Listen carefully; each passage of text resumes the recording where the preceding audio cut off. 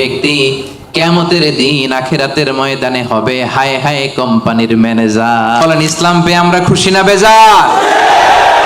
সাইয়েদনা ওমর ফারুক বলতেন, নাহনু কওমুন আ'আজ্জানাল্লাহু তাআলা বিল ইসলাম। আমরা এমন এক জাতি যেই জাতিকে আল্লাহ তাআলা ইসলাম দিয়ে সম্মানিত করেছে। আমার অনুগত বান্দা বান্দি যারা আমার কথার এক বিন্দুও বাইরে যায় না, আমরা যেন সব সময় রবের কাছে অনুগত হয়ে দোয়া করি, এটা রব্বুল আলামিন আমাদের কাছ থেকে চায়। পড়েন সুবহানাল্লাহ। কানিতিন কানিতাত, অনুগত হওয়া। আচ্ছা বলেন তো, বিতরের নামাজে আমরা স্পেশাল একটা দোয়া পড়ি, দোয়াটার নাম কি? দোয়াটার নাম কুনুত। এই কুনুতের সাথে কানিতিন কানিতাতের মিল আছে না নাই? মানে আমরা বিনীত হয়ে অনুগত হয়ে কায় মনোবাক্যে চোখের পানি ছেড়ে আল্লাহরে বলি আল্লাহুম্মা ইয়্যাকা না'বুদ। এজন্য আমরা যখন আল্লাহর কথা বলি, মানে কোরআন তেলাওয়াত করি, কোরআন তেলাওয়াতের পরে আমরা কি পড়ি? দেখি কে বলতে পারেন, কি পড়ি?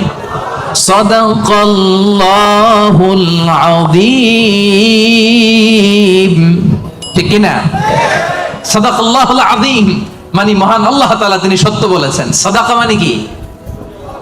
সত্য বলা। সাদাকা মানে কি? তেলাওয়াত শেষে আল্লাহর কালাম যখন আমরা পড়ি আমরা বলি সাদাকাল্লাহুল আযীম, মহান আল্লাহ তাআলা সত্য বলেছেন। কারণ আল্লাহর কথার মধ্যে কোনো গোজামিল নাই, কোনো মিথ্যা নাই। চিল্লায় বলেন ঠিক কি না? বিশ্বনবী সত্যবাদী, বিশ্বনবী আমানতদার। এই সাদাকা থেকে এসেছে সাদেক। সাদেক মানে সত্যবাদী। বিশ্বনবীর চাইতেও কেউ সত্যবাদী বেশি হতে পারে? করে মূর্তি পূজা করে, কিন্তু আমানত রাখে কার ঘরে? সুবহানাল্লাহ কইতে পারলেন না? বিশ্বনবী যে রাতে হিজরতে যাবেন, ওই রাতে বিশ্বনবীর খাটে বিশ্বনবী মেয়ের জামাই আলী রাদিয়াল্লাহু তাআলা আনহুরে শোয়ায় গেছিলেন। কারণ তিনি বলেছিলেন, আলী আমি তো আবু বকরকে নিয়ে আজ রাতে মক্কা থেকে মদিনায় হিজরতে যাব, আমার ঘর ভর্তি ডিপোজিটের মালামাল, মানে আমানতের মালামাল, এগুলো দিবা। মক্কার প্রত্যেকটা লোকের হাতে পাই টু পাই বুঝিয়ে তারপরে তুমি হিজরতে যাবা। সাইয়েদনা আলী রাদিয়াল্লাহু বলেন, এই আমানতের মাল মক্কাবাসীদেরকে বুঝাই দিতে আমার একদিন না, 2 দিন না, টানা 3 দিন লেগেছে। পড়েন সুবহানাল্লাহ। বিশ্বনবী বলেন, আলাইকুম বিসিদক, সব সময় সত্য বলবা।